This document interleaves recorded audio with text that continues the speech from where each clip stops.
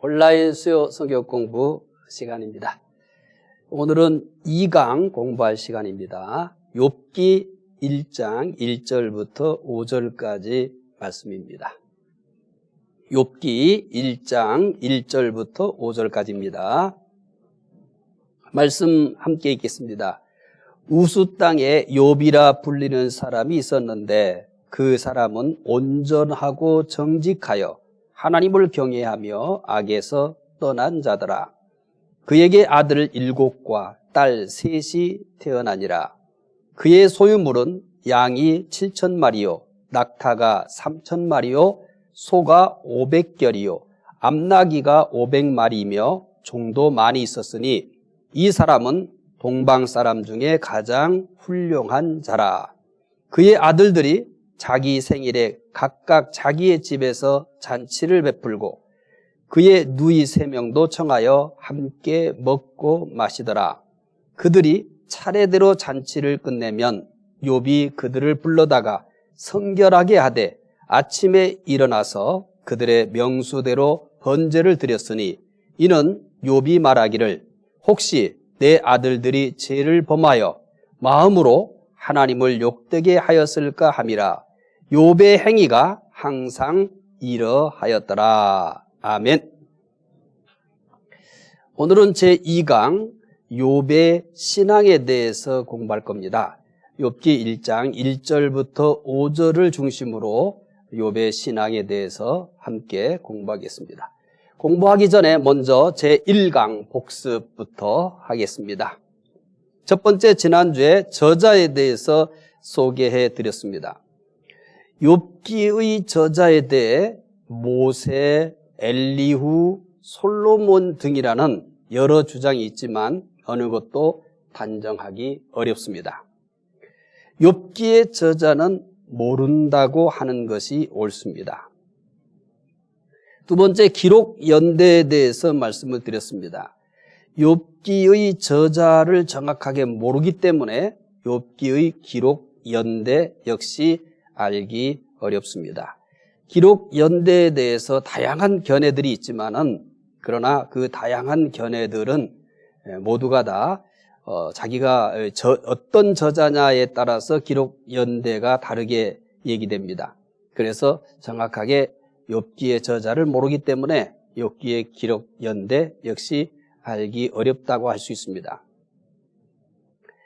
지난주에 공부한 것 중에 가장 중요한 것이 뭐냐면 기록 목적입니다. 욥기가 기록됐을 때 반드시 그 목적이 있었을 겁니다. 그래서 4가지 정도로 기록 목적을 소개했었습니다. 첫 번째는 하나님의 주권입니다. 욥기는 시작부터 끝까지 하나님의 주권에 대한 내용들을 다룹니다. 그래서 이 부분을 놓치지 않아야 됩니다. 그래서 계속해서 하나님의 주권에 대한 이야기를 끝날 때까지 다룬다고 보시면 됩니다. 두 번째는 하나님을 섬기는 이유입니다. 욥기에 대해서 대부분이 욥기는 고난에 대한 말씀이다 이렇게 알고 있습니다.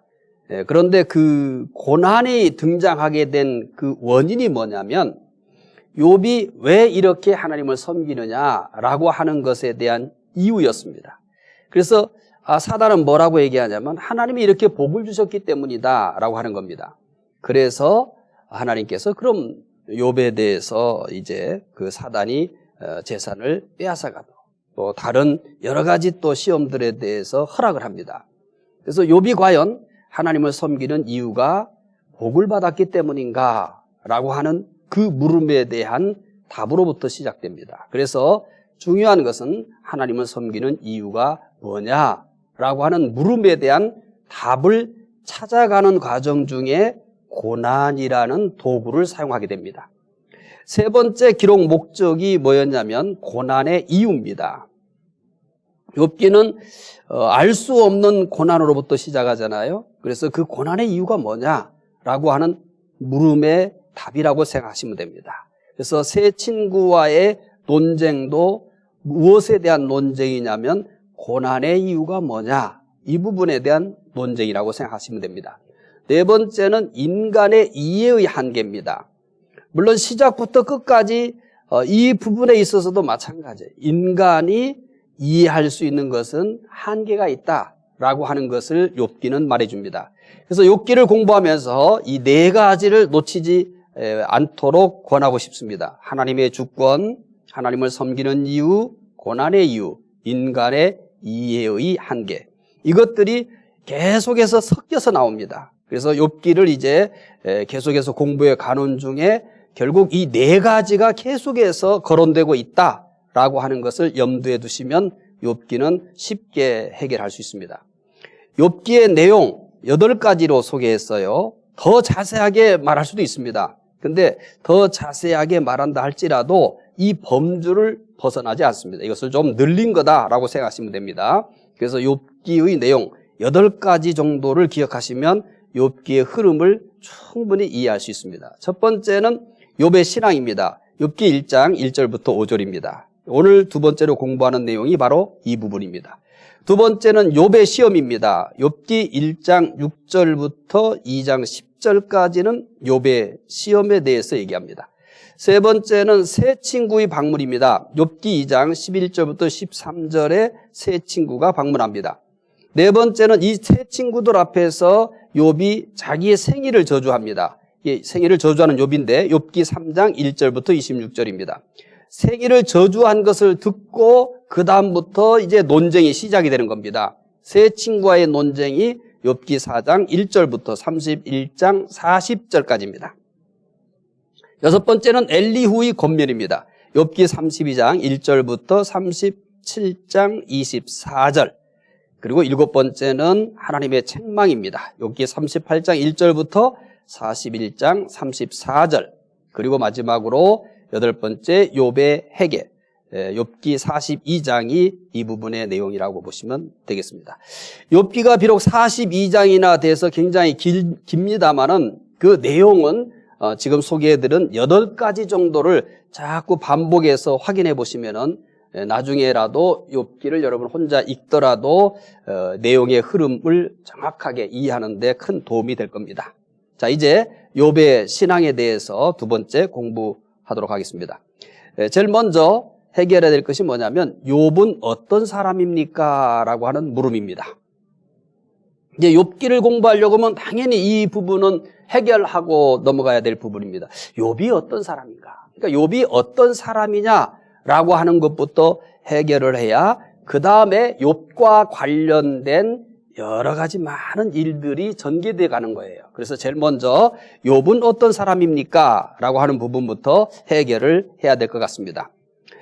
첫 번째 욥의 어떤 사람입니까? 라고 하는 것 중에 첫 번째 욥의 뜻이 무엇입니까? 라고 하는 부분입니다. 자, 1장 1절 읽어보겠습니다.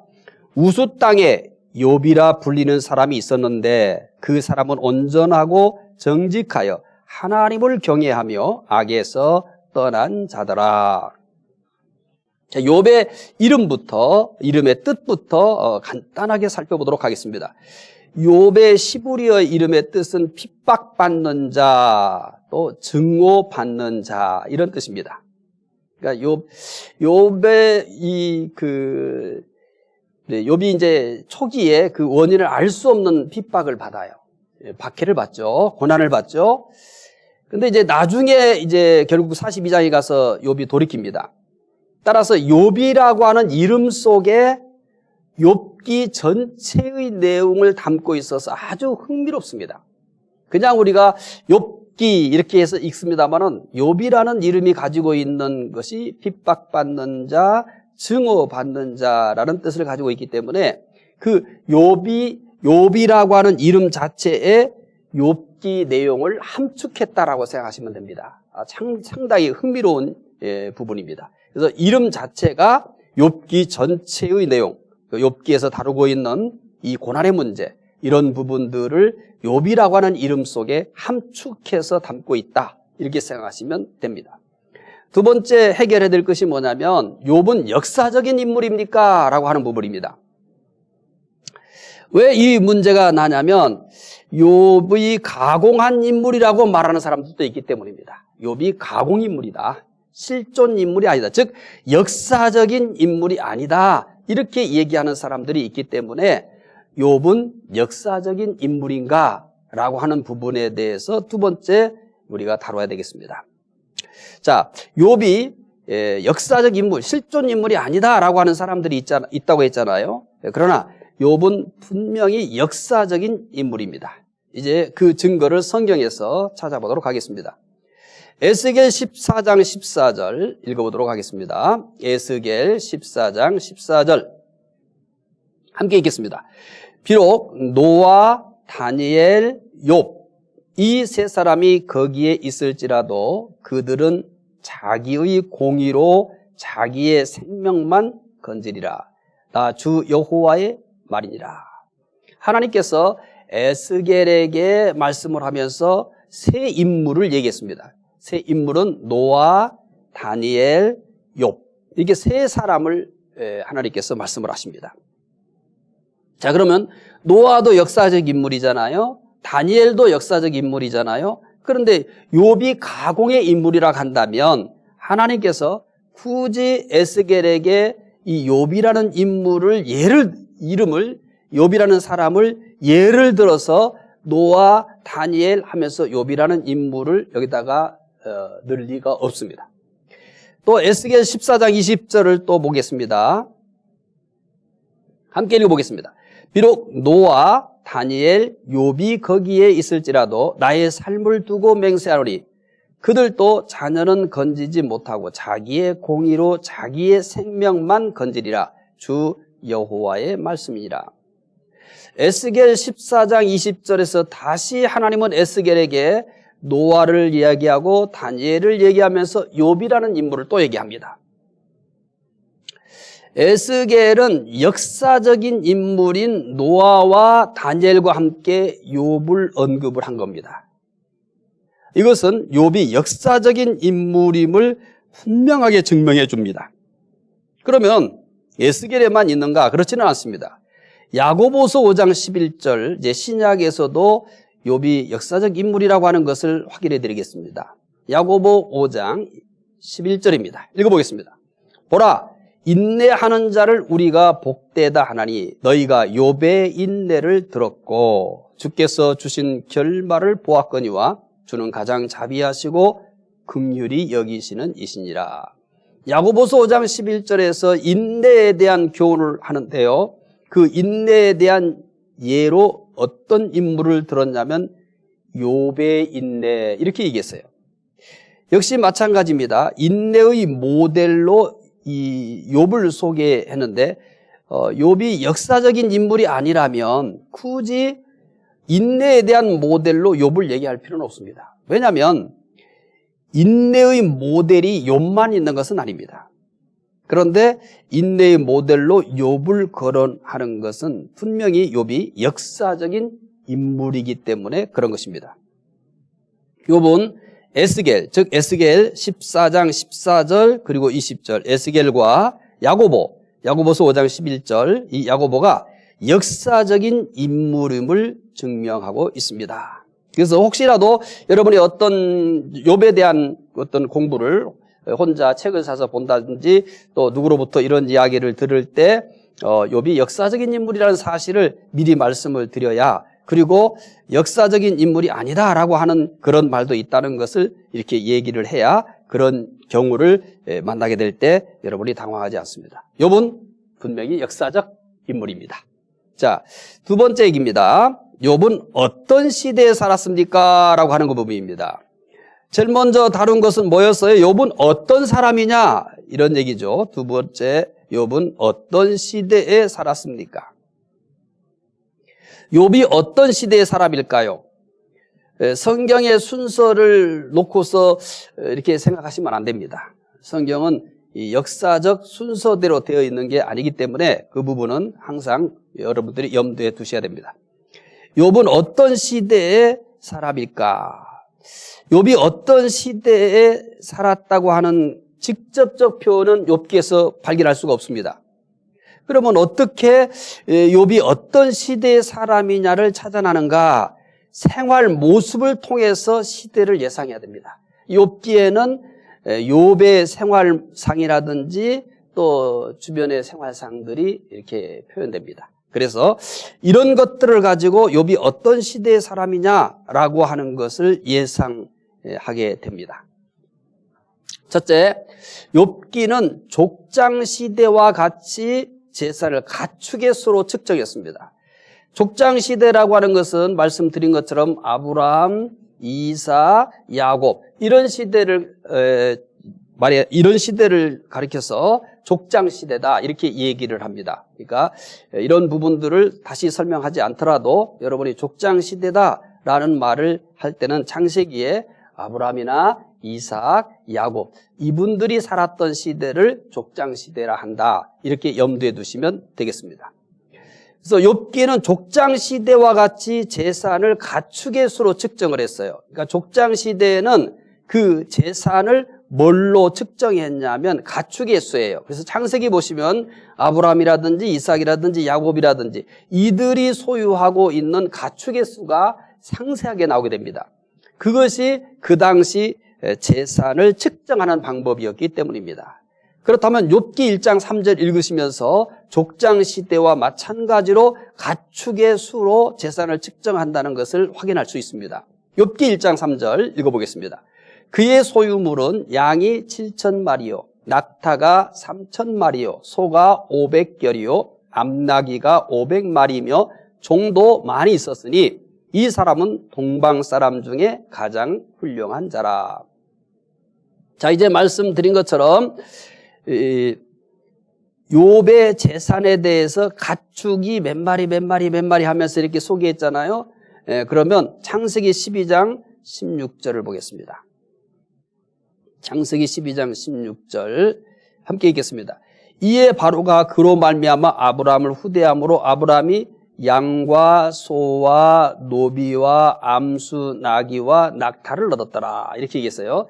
더 자세하게 다른 족장들의 재산 목록을 소개할 수 있겠습니다만은 충분히 여러분들이 이 정도는 다 알고 계시리라고 생각해서 창세기 12장 16절 하나만 확인하는 것으로 마치겠습니다. 그래서 욥기는 족장 시대와 같이 재산을 가축의 수로 측정했다. 그러면 이제 가축의 수로 재산을 측정하는 모습을 통해서 욥은 족장 시대의 사람이겠구나라고 하는 것을 여러분이 이제 예측을 할 수 있습니다. 근데 이것만 그런 건 아니에요. 그 다음에 두 번째 이유가 또 있어요. 욥이 족장들처럼 직접 제사장 역할을 했어요. 욥기 1장 5절 잘 보십시오. 읽겠습니다. 그들이 차례대로 잔치를 끝내면 욥이 그들을 불러다가 성결하게 하되 아침에 일어나서 그들의 명수대로 번제를 드렸으니 이는 욥이 말하기를 혹시 내 아들들이 죄를 범하여 마음으로 하나님을 욕되게 하였을까 함이라. 욥의 행위가 항상 이러하였더라. 이제 야곱의 이제 12아들이 있잖아요. 12지파죠. 이제 이 출애굽 과정 속에서 이제 계명을 받아요. 그러니까 율법을 받죠. 그리고 이제 이 네 지파만 하나님께 제사를 드릴 수 있도록 그렇게 제도화됩니다. 그러니까 시내산에서 계명을 받고 그리고 이제 이후부터는 그 계명대로 율법대로 레위 지파의 제사장이 이제 제사를 드려야만 하는 겁니다. 이제 그 앞에서, 그러니까 족장 시대로 가면은 족장 시대에서는 그렇지 않아요. 족장들이 직접 하나님께 제사를 드립니다. 이제 확인해 드리겠습니다. 창세기 12장 6절부터 7절입니다. 읽겠습니다. 아브라함이 그 땅을 지나 세겜 땅 모래 상수리 나무에 이르니 그때 가나안 사람이 그 땅에 거주하였더라. 여호와께서 아브라함에게 나타나 이르시되 내가 이 땅을 내 자손에게 주리라 하신지라. 자기에게 나타나신 여호와께 그가 그곳에서 제단을 쌓고 이렇게 돼 있습니다.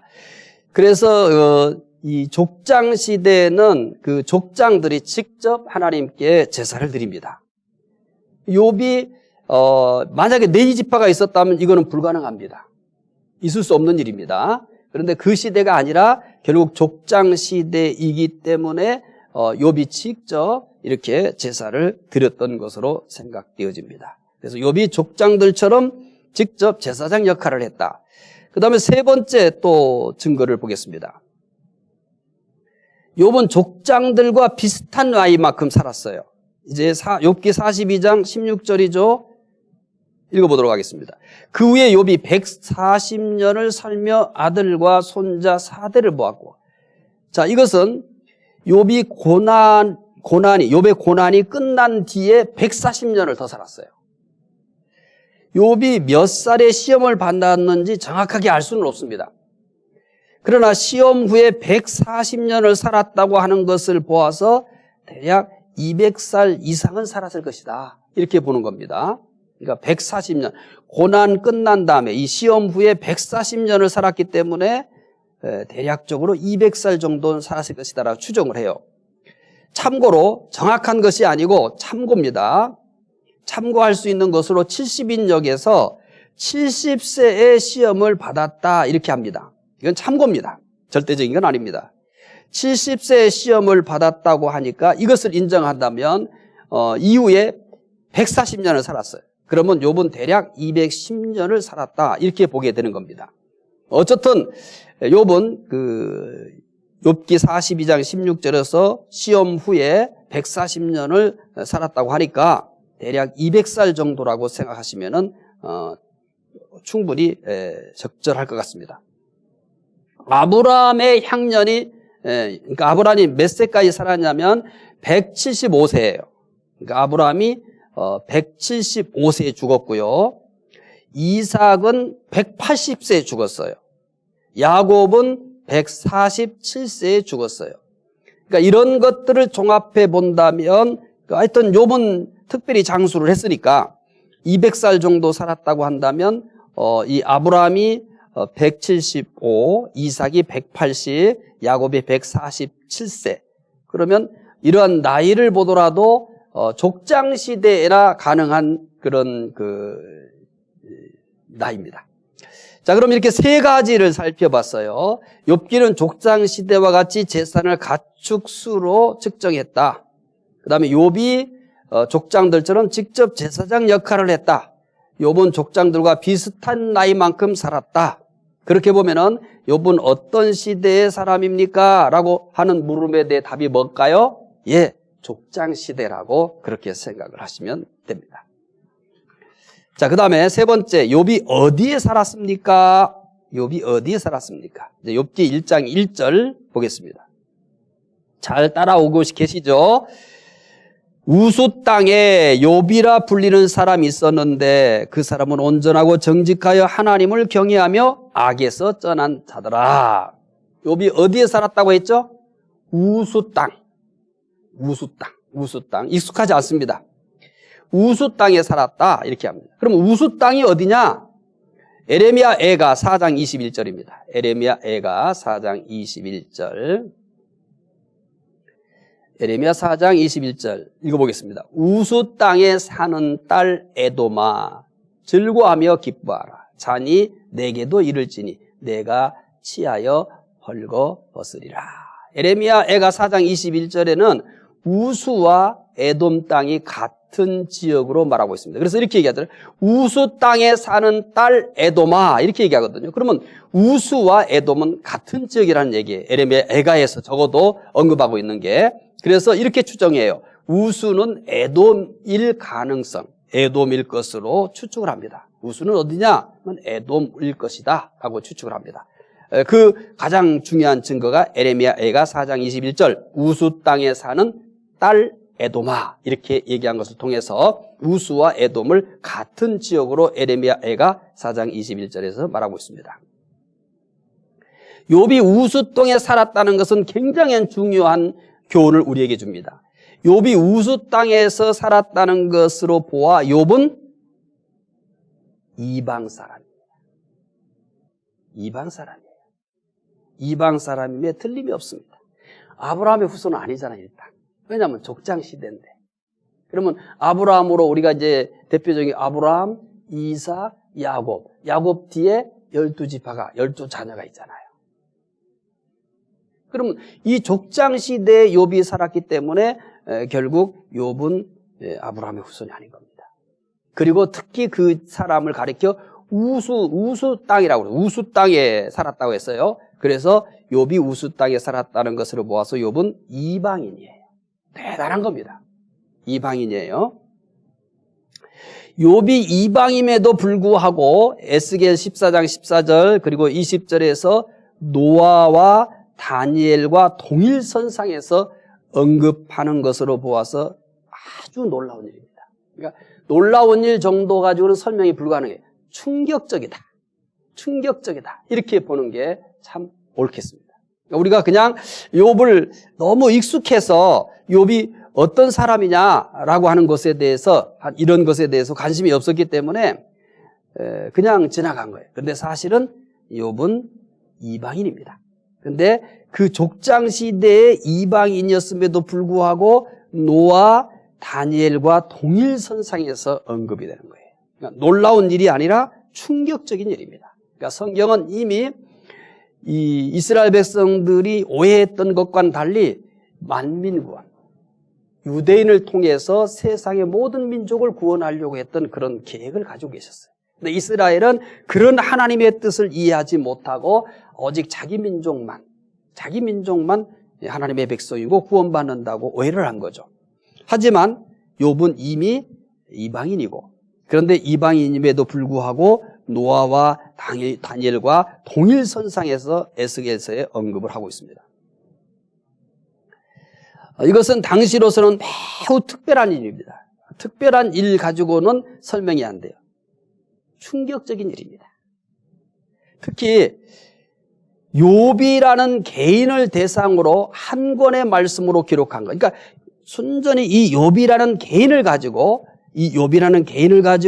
이렇게 42장이나 되는 긴 이 말씀을 욥이라는 한 개인의 이 문제를 가지고 이 개인을 성경 전체 한 권으로 다룬 것도 상상할 수 없는 일입니다. 아브라함을 성경책 한 권을 가지고 다루지 않잖아요. 이삭을 그렇게 다루지 않잖아요.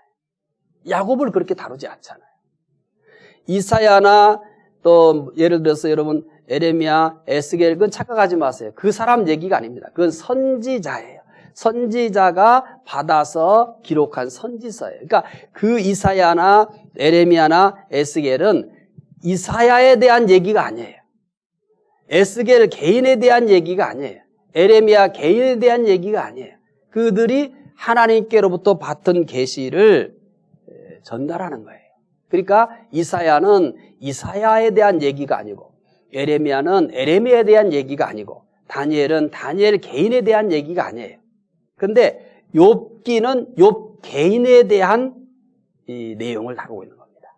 욥이라고 하는 사람의 고난에 대해서 다루고 있는 거예요. 그러니까 아주 귀한 거죠. 아주 특별한 거죠. 아브라함이라는 그 개인의 문제를 가지고 성경책 한 권을 다루지 않는 거거든요. 그러니까 욥기는 정말 특별한 책입니다.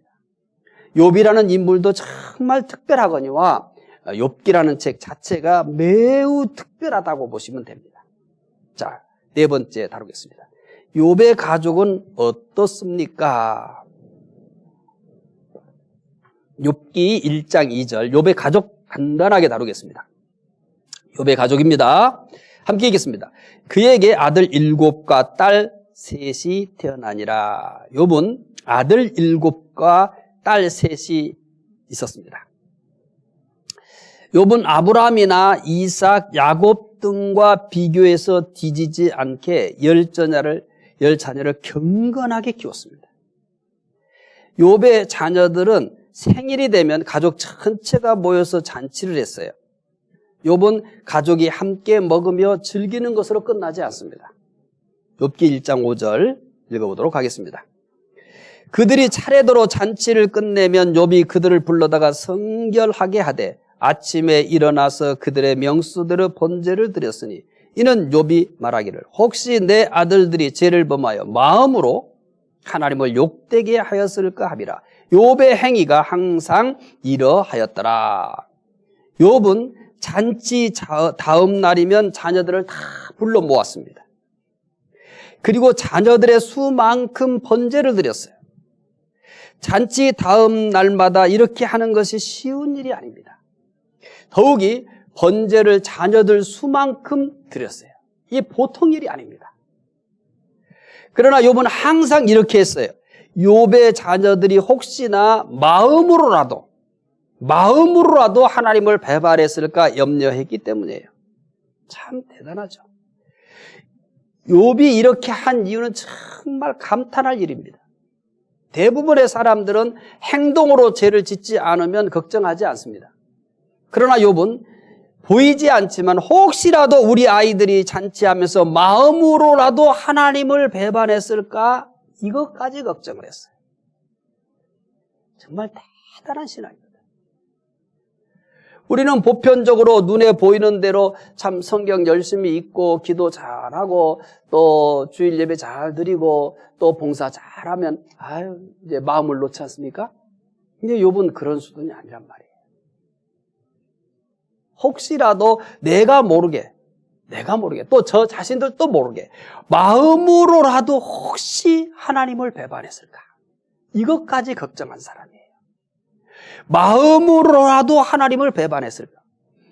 우리 이제 대부분 온라인 수요 성경 공부하시는 분들, 부모님들이 많이 쓰잖아요. 여러분, 우리가 기도하면서 하나님, 혹시 오늘 하루 우리 아이들이 마음으로라도 죄를 졌으면 용서해 주세요. 욥은 번제를 그렇게 했단 말이에요. 생일마다 잔치가 끝난 다음 날 다시 아이들을 다 불러다가 번제를 드리는데 자녀 수만큼 그렇게 번제를 드렸어요. 그 이유는 하나예요. 마음으로라도 하나님을 배반했을까 걱정했어요.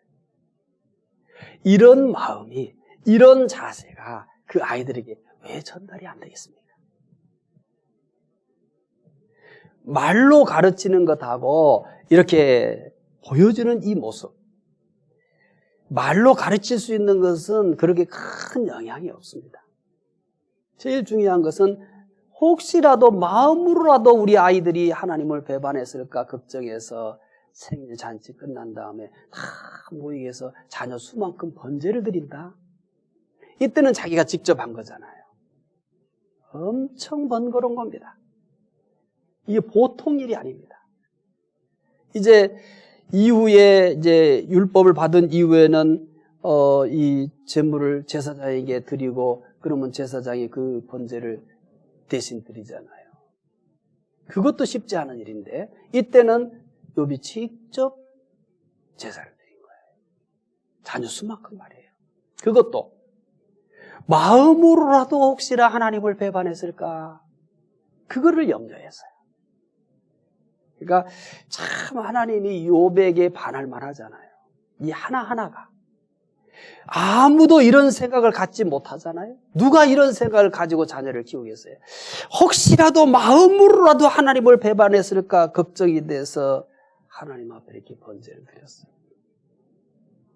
대부분의 사람들은 행동으로 죄를 짓지 않으면 걱정하지 않아요. 잘 믿고 있다. 마음 놓습니다. 그러나 욥은 아이들도 모르고 자기도 모르게 마음으로라도 하나님을 배반했을까? 이것까지 염려하던 시대였어요. 욥이 어떤 지역 사람이라고요? 이방인입니다. 이렇게 해야 될 이유가 없어요. 또 이런 모델도 없어요. 또 중요한 건 이렇게 하라고 누가 가르쳐주는 사람도 없어요. 이방인이라고 그랬잖아요. 이거는 전적으로 은혜입니다. 은혜가 이렇게 맞는 거예요. 하나님의 은혜가 이렇게 맞는 거예요. 하나님을 향한 이 마음, 하나님을 향한 사모하는 마음, 그분을 경외하는 마음이 누구한테 배워서 그런 게 아니에요. 누가 가르쳐줘서 그런 게 아니에요. 하나님을 향한 경외심, 하나님을 향한 사모함, 이런 것들이 이러한 모습으로 나타나게 된 겁니다. 참 욥의 이런 모습을 보면서 저절로 고개가 숙여지고요. 저절로 참 감격스럽습니다. 그냥 읽어봐도 부끄러움도 있고 은혜도 있고 그래요. 아버지의 이런 경건한 모습을 보고 자란 자녀들이 어떻겠습니까? 그들은 항상 마음으로라도 하나님을 배반해서는 안 된다는 신앙이 뿌리 깊게 내리지 않았을까 이런 생각을 해봅니다. 다섯 번째, 욥의 경제력은 어떻습니까? 욥의 경제력입니다. 욥기 1장 3절 읽어보겠습니다.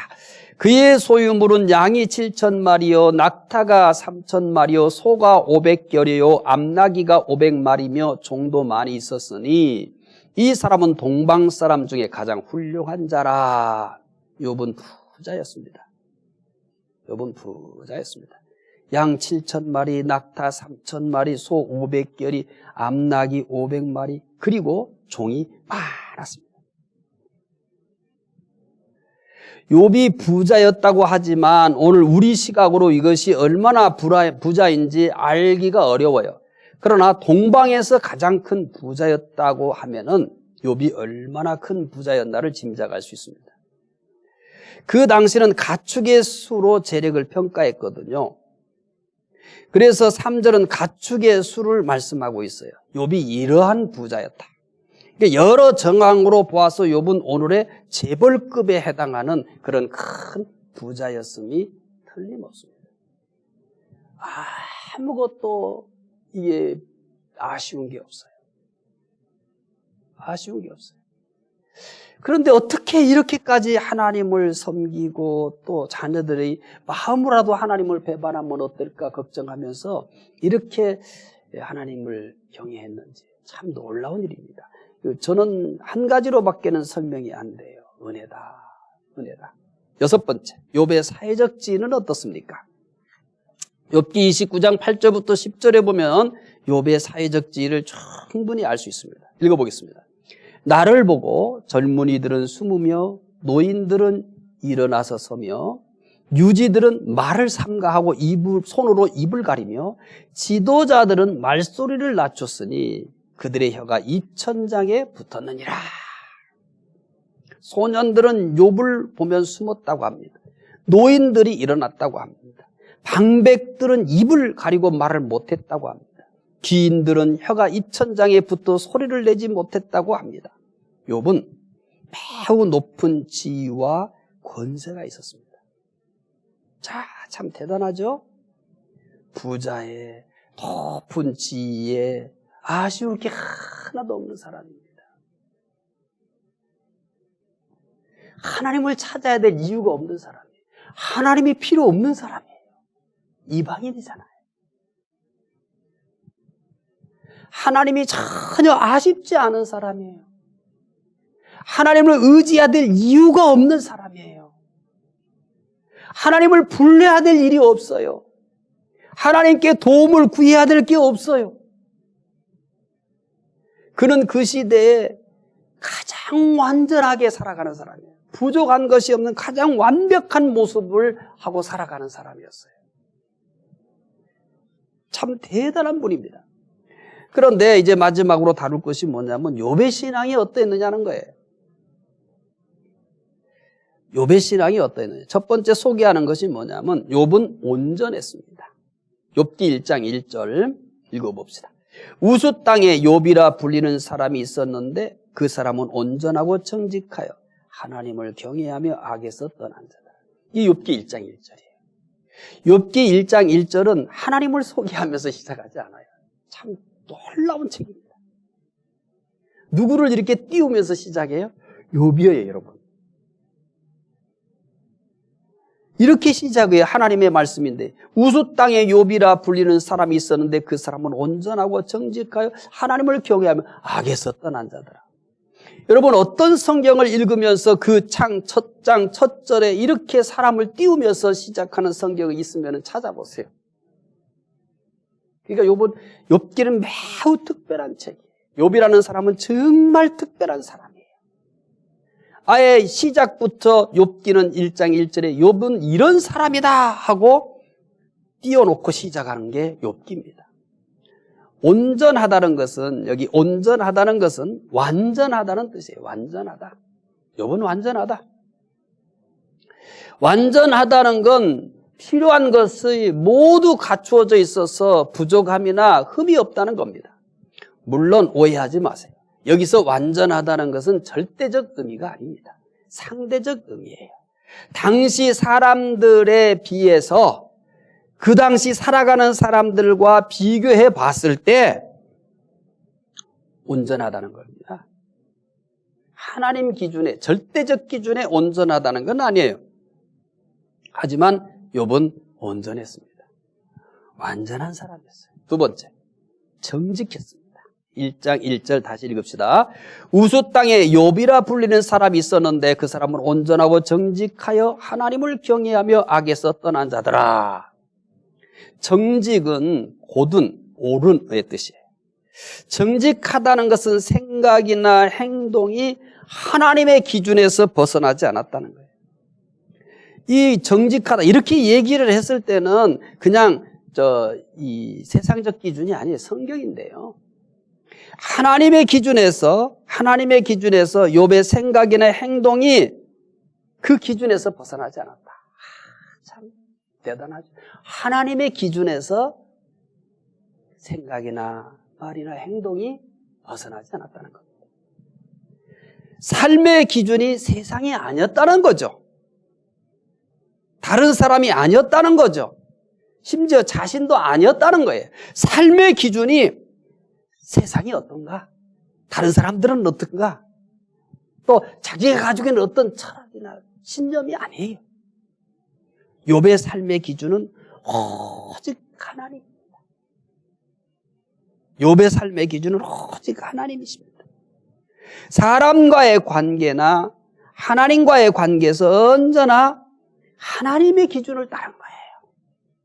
그랬으니까 자녀들이 생일잔치를 하고 그 다음에 다시 불러서 마음으로라도 하나님을 배반했을까? 자녀 수만큼 번제를 드리지 않았겠습니까? 이게 내 기준으로 불가능한 거예요. 세상 기준으로 불가능한 거예요. 욥의 삶의 기준은 하나님이었다. 하나님을 기준으로 해서 산다는 것이 어떻게 사는 것인가를 욥이 보여주는 겁니다. 하나님의 기준으로 산다는 것은 어떻게 사는 건가? 자기 옳은 대로 사는 게 아니에요. 자기 신념으로 사는 게 아니에요. 사람들의 사는 모습을 보고서 그렇게 사는 것도 아니에요. 하나님의 기준. 자, 세 번째. 욥은 하나님을 경외했습니다. 욥기 1장 1절 읽어봅시다. 우수 땅에 욥으라 불리는 사람이 있었는데 그 사람은 온전하고 정직하여 하나님을 경외하며 악에서 떠난 자더라. 여기에 경외란 두려워하는 것을 의미합니다. 신앙의 가장 중요한 요소가 경외입니다. 경외. 하나님에 대한 두려움이 없이는 참 신앙이 불가능한 겁니다. 우리가 함부로 말하고 함부로 행동하는 것은 하나님에 대한 두려움이 없기 때문에 그러는 거예요. 요즘에 대부분 온라인으로 예배 드리잖아요. 우리가 하나님에 대한 경외심, 하나님에 대한 두려움이 있다면 예배당 예배든 가정에서 드리는 온라인 예배든 좀 집중도가 떨어지게 되고 이런 문제들이 있을 수 있겠어요. 그렇지만 그렇게 큰 차이가 없어야 합니다. 하나님에 대한 두려움이 있다면, 하나님에 대한 두려움이 있다면 이 세상이 앞으로 어떤 일들로 인해서 우리의 신앙에 큰 도전을 줄지 몰라요. 코로나19에 어떠한 변화들이 쓰나미처럼 몰려오는지 몰라요. 그러나 중요한 것은 하나님을 두려워하는 마음이 있으면 세상에 어떠한 일들이 벌어진다 할지라도 하나님을 향한 우리의 신앙은 흔들릴 수가 없습니다. 하나님을 두려워하는 것은 힘없는 사람이 폭군 앞에서 두려워하는 것이 아닙니다. 하나님의 높으심과 거룩하심과 전능하심 앞에서 갖게 되는 영적인 두려움입니다. 영적인 두려움이에요. 욥이 무서워하는 대상은, 두려워하는 대상은 하나님입니다. 그 당시 욥이 두려워할 사람이 아무도 없어요. 노인들도 이랬었잖아요. 욥은 사람을 두려워하지 않습니다. 세상을 두려워하지 않습니다. 오직 하나님, 그 한 분만 두려워합니다. 욥이 하나님을 두려워함으로 나타나는 결과가 있습니다. 욥기 1장 1절 읽어봅시다. 꼭 잘 읽으셔야 돼요. 1장 1절의 말씀이에요. 자, 두려움의 결과가 뭔지 봅시다. 우수 땅에 욥이라 불리는 사람이 있었는데 그 사람은 온전하고 정직하여 하나님을 경외하며, 그 다음 내용이 뭐죠? 악에서 떠난 자라. 욥이 하나님을 두려워한 결과는 뭐예요? 악에서 떠난 거다. 그거 왜 악에서 떠났나? 인격이 훌륭해서가 아니에요. 성품이 좋아서가 아니에요. 하나님을 경외하기 때문이에요. 당신 왜 그렇게 살아요? 라고 물으면 우리는 주저하지 않고 하나님을 경외하기 때문이에요. 당신 왜 그렇게 예배를 드려요? 그러면 그 이유는 하나예요. 하나님을 경외하기 때문이에요. 내가 믿음이 좋기 때문이 아니에요.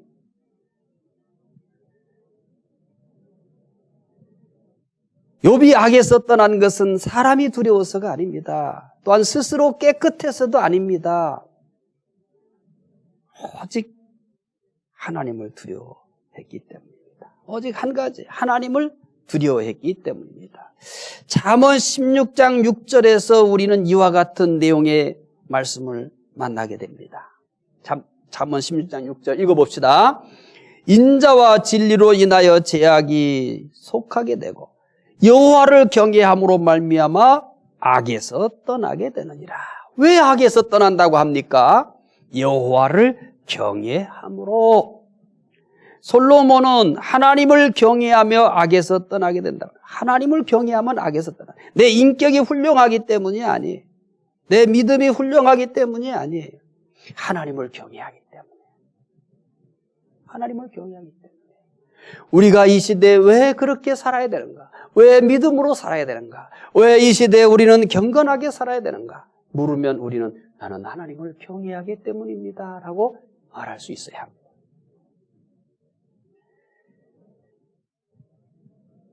욥은 하나님을 경외했기 때문에 악에서 떠난 겁니다. 자, 2강 복습하겠습니다. 첫 번째 공부한 것은 욥은 어떤 사람입니까? 였습니다. 욥이란 뜻 설명해 드렸었어요. 욥의 시브리어 이름의 뜻은 핍박받는다, 증오받는 자는 뜻입니다. 아람어로는 참고로 돌이키다, 뉘우치다라는 뜻이 있다고 합니다. 두 번째, 욥은 역사적인 인물입니까? 욥은 에스겔과 야고보가 역사적인 인물임을 증명합니다. 욥은 어떤 시대에 살았습니까? 첫째, 욥기는 족장 시대와 같이 제사를 가축의 수로 측정했습니다. 두 번째, 욥이 족장처럼 직접 제사장 역할을 했습니다. 세 번째, 욥은 족장들과 비슷한 나이만큼 살았습니다. 아브라함 175세, 이삭 180세, 야곱 147세. 욥은 이 시험 후에 140년을 더 살았으니까 대략 200세 정도 살았다고 추정을 합니다. 세 번째, 욥이 어디에서 살았습니까? 우수 땅에 살았다고 그랬죠? 우수는 에돔일 것으로 추측합니다. 네 번째 소개한 것은 욥의 가족은 어떻습니까? 욥의 아들 7딸 셋이었습니다. 다섯 번째, 욥의 경제력은 어떻습니까? 욥은 부자였습니다. 여섯 번째, 욥의 사회적 지위는 어떻습니까? 매우 높은 지위와 권세가 있었습니다. 일곱 번째, 욥의 신앙은 무엇입니까? 첫째, 욥은 온전했습니다. 두 번째, 욥은 정직했습니다. 세 번째, 욥은 하나님을 경외하였습니다. 다음 주 수요일까지 읽어야 할 말씀, 이제 읽어야 될 말씀이 점점 길어집니다. 제3강 욥의 첫 번째 시험, 욥기 1장 6절부터 22절까지 읽어보셔야 됩니다. 이제 우리가 욥기 공부가 진행될수록 어떤 경우는 몇 장씩 읽어야 됩니다. 기억해 주시고 처음 조금씩 읽는 것에 여러분들이 열심히 하셔서 다음 여러 장을 읽는 것에 불편하지 않도록 훈련을 좀 하시기 바랍니다. 다음 주 욥기 1장 6절부터 22절 욥의 첫 번째 시험 꼭 읽고 오시면 공부하기가 훨씬 더 쉽습니다. 기도하겠습니다. 하나님 감사합니다. 오늘 저희들이 욥의 신앙에 대해서 공부했습니다. 욥은 온전했습니다. 그리고 정직했습니다. 욥은 하나님을 경외하였습니다. 욥이 이렇게 온전하고 정직하고 악에서 떠났던 이유는 그의 인격이 훌륭하기 때문이 아니라 하나님을 경외했기 때문입니다. 오늘 저희들도 이 어려운 시대에 하나님을 경외함으로 믿음이 흔들리지 아니하고 하나님께 예배 드리는 것이 흔들리지 않게 해 주시기를 원합니다.